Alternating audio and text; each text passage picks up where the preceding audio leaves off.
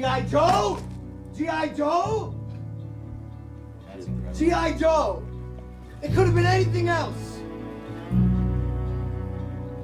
Well, that didn't go well, but at least now we know, and knowing is half the battle. Hey, stick around as we break down all the major Pokemon news stories in this episode of Breaking News. I'm Pokemon Classics, and let's roll the intro.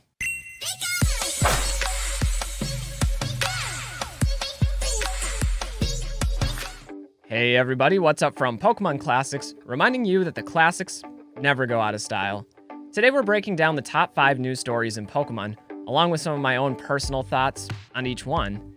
That is my goal on this channel after all, is to keep you all informed, whether it's the good, the bad, or the ugly. Also remember to stick around to the end of the video for my top 5 content recommendations. These are some of the best PokeTuber videos of the month, and trust me, you don't want to miss them. Anyway, let's dive into our first story. The first story on this list is one you're probably already familiar with. It went viral on the internet and even was the #1 trending video on YouTube. But that's Logan Paul's acquisition of a first edition base set booster case for $3.5 million. Now back on December 20th, Logan Paul announced to the world his purchase of the case on Instagram with a photo of a freshly wrapped PWCC case. This announcement was met with mixed reactions on the internet, with some celebrating the landmark purchase, and others raising concern over the legitimacy of the box.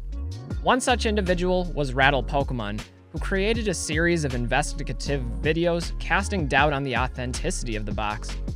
This multi-part series brought to light potential issues with the packaging, the label, the stop tape, and in particular the provenance of the box, pointing out the conflicting stories about its origins. With so many red flags brought to light, Logan Paul agreed to fly to PWCC in Chicago to have the box opened to confirm its contents. However, after opening just one flap, it was immediately evident that something was wrong. The boxes inside were discolored and not as firm as they should be, and after opening just one of the boxes, they found not Pokemon, but G.I. Joe cards. G.I. Joe? G.I. Joe? G.I. Joe. It could have been anything else. Obviously, this is not the outcome Logan Paul was hoping for, and the whole situation raises a number of questions. The first being how the refund process to this situation is going to work out. Now, I believe Logan Paul has already been refunded his $3.5 million from Shine, who acted as a sort of middleman in the transaction. But whether or not Shine is able to recoup his own $2.7 million remains to be seen. It wouldn't surprise me if there's eventual criminal charges or potential legal actions taken as they trace this box further down the chain, but who knows? More importantly, this raises questions about sourcing and authenticating sealed product. PWCC's reputation is taking a pretty big hit here, but it shows how easy it can be to get duped when buying sealed product. We all got duped. Agreed? Yeah. Personally, I think a lesson that can be learned is that provenance matters, especially for larger purchases. Whenever possible, buy from reputable sellers and do as much research about an item's history as possible. Generally, if something has a sketchy past or seems too good to be true, it probably is. Next, let's talk about PSA. As many of you know, PSA has been working through the massive backlog of cards from 2020 and 2021. In fact, PSA submissions were so overwhelming that PSA suspended all but the most expensive services back in March of last year. However, it looks like PSA may be finally working towards reopening some of those services here in the future. Recently, PSA announced the return of the regular service level, which comes at a cost of $100 per card. Now, this is a far cry from the $50 economy service level or the $20 value service level, both of which are still unavailable, but it seems to be a step in the right direction. It's also unclear what type of timeline PSA is planning for these lower service levels, or even if they'll ever return at all at the same prices that they previously were. It will certainly be interesting to see how this plays out though, especially considering that the cost of grading is one of the many factors impacting market prices for cards, particularly the lower value items. This also comes at a time of broader change for PSA's parent company, Collectors Universe. Recently, an investment group came to an agreement to purchase Collector's Universe for $700 million. It's unclear what, if any, impact this will have on PSA, but some observers noticed an interesting job listing on PSA's website for a new manager of operations position for a new venture. Reading further into the description, it sounds like PSA is planning on opening their own storage and fulfillment service, similar to PWCC. This still seems a bit speculative at this point, but I'm curious to see if this is something PSA actually pursues. What do you guys think about PSA's service updates? Will we ever see a return of the economy and value service levels this year? And would you consider using a PSA storage and fulfillment service for buying and selling cards if they ever offered one? Let me know what you guys think down in the comments below. Now, on to some product news. Sort of. As many of you know, last year the Pokemon Company celebrated its 25th anniversary with a number of new product releases, including the Celebration set. This set featured a number of reprinted cards from various eras of the Pokemon trading card game. Well, if that wasn't enough of a nostalgia kick, PokeBeach recently shared a detailed article about another exclusive product release, the 25th anniversary Creatures deck. According to reports, this 30-card deck was released exclusively to Pokemon illustrators within the Pokemon Company as a sort of thank you gift and won't be available to the general public. This is honestly one of the coolest Pokemon products I have ever seen. Not only does it highlight some amazing artwork throughout Pokemon history, but the back of every card contains information about the corporate history of Pokemon. It's like a literal time capsule of Pokemon's development and evolution over the years. Personally, I can't get over how unique this product is. Even the packaging looks like something you'd find in a museum. However, the coolest piece of this set has to be the Chansey. When I first saw images of it online, I thought it was a joke, but this is actually one of the earliest illustrations in Pokemon, a prototype drawing of the base set Chansey artwork prior to production in 1996. Again, I absolutely love this blending of history and nostalgia. It's like the trainer decks, but on steroids. Anyway, I have no doubt this will be a highly sought after item when, or if, it eventually hits the secondary market. And more importantly, I think it's great that the Pokemon Company is acknowledging the contributions of its artists with such a unique gift. For our next story, we're turning our attention to popular consignment service PWCC. After separating from eBay in the fall of 2021, PWCC created their own auction platform, hosting monthly auctions beginning in October. For many in the Pokemon trading card community, PWCC auctions were preferable to other auction sites like Golden Auctions or Heritage Auctions due to their ease of use and their more flexible fee structure. However, coming into 2022, PWC has surprised users with a series of service updates that few were expecting. The first of these updates was that PWCC would no longer be running monthly auctions, but instead weekly auctions.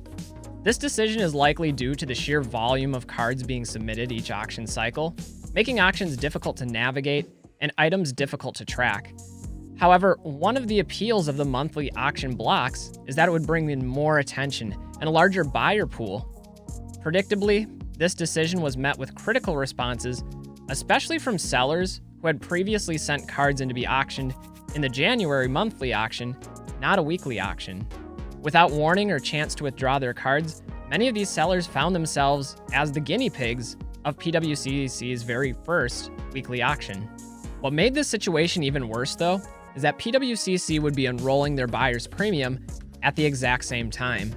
For those who haven't used other auction platforms outside of eBay, a buyer's premium is basically an additional fee that buyers pay after winning an auction.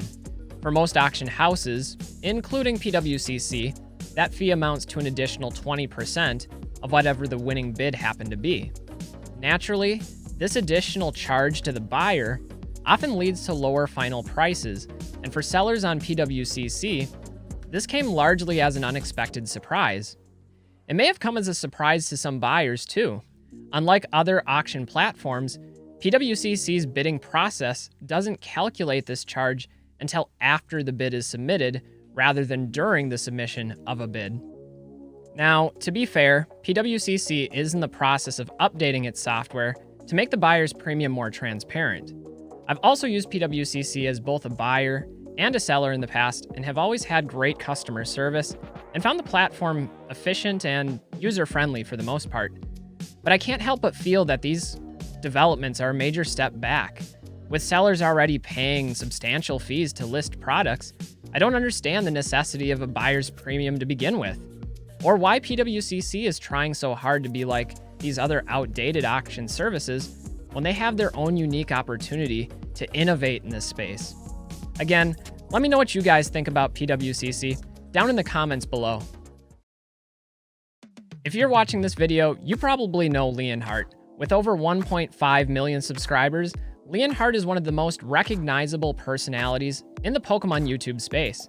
Next week, though, on January 29th, Leonhart will be producing a different type of content, a 90s pop-up shop of Pokemon nostalgia. The pop-up shop is an ambitious project Leonhart has been working on for a long time, with the basic premise being a recreation of a Pokemon card store from the 90s, where viewers and fans could have the chance to purchase a vintage Wizards of the Coast pack for its original sticker price, and experience what it was like to open those cards firsthand. Since its initial vision, Leonhart has been amassing WotC boxes and working through logistics to make this event a reality. In fact, Leonhart recently gave viewers a quick overview of what to expect, including a recreation of Professor Oak's lab for purchasing packs, and a recreation of Pokemon Stadium for streaming pack openings. In addition to this, there'll also be a Pokemon trading card game museum, a gaming area, Pokemon vendors, games, activities, and even an on-site grading services provided from PSA. In short, this event looks amazing, and I have to send my sincerest wishes to Leonhart and the Heart Squad for next weekend. It should be a really good time. Now, tickets to this event were pre-sold on Leonhart's website, but I believe they've long since sold out. The tickets, though, came in two tiers: VIP tickets, which included the opportunity to purchase and open a WotC pack on stream, and then general admission tickets, which included access to the event, but without the pack. Well, this ticketing process has generated some criticism, with the VIP tickets costing significantly more than the original $3.99 pack price. To me, this criticism seems completely unwarranted. Leonhart is obviously going through a ton of trouble to make this event happen, taking on expenses for products, staffing, event space, security, utilities, and more. I doubt the $77 per ticket price, or whatever price they were originally listed at, are going to cover those expenses. And just look at all the work he's done with Nami if you need further proof that Leonhart has a history of generosity. Anyway, I think this is cool, and I can't wait to see a recap of this event. Best wishes to you, Leonhart, and to all of the Heart Squad. Anyway, guys, before I unveil my top 5 video recommendations of the month, consider hitting the like button and subscribing to my channel.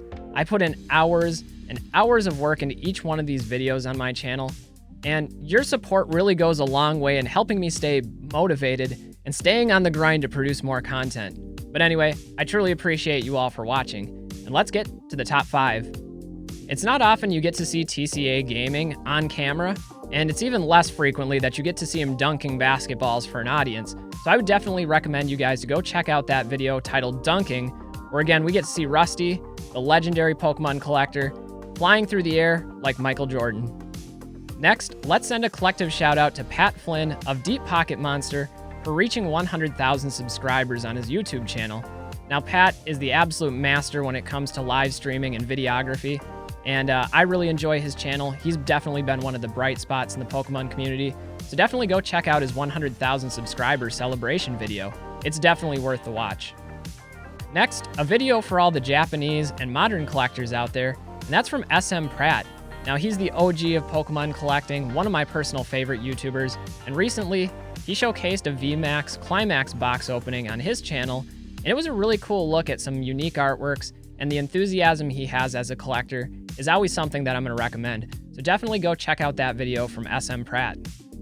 Now, if you guys are like me, looking at error cards is something you could do all day, and fortunately, you have a lot of that with Gem Mint Pokemon, who recently posted a video to YouTube of a massive collection of error cards and misprinted cards and miscut cards that he acquired, and this is a pretty epic collection. So that's one you don't want to miss. Definitely go check out that video from Gem Mint Pokemon.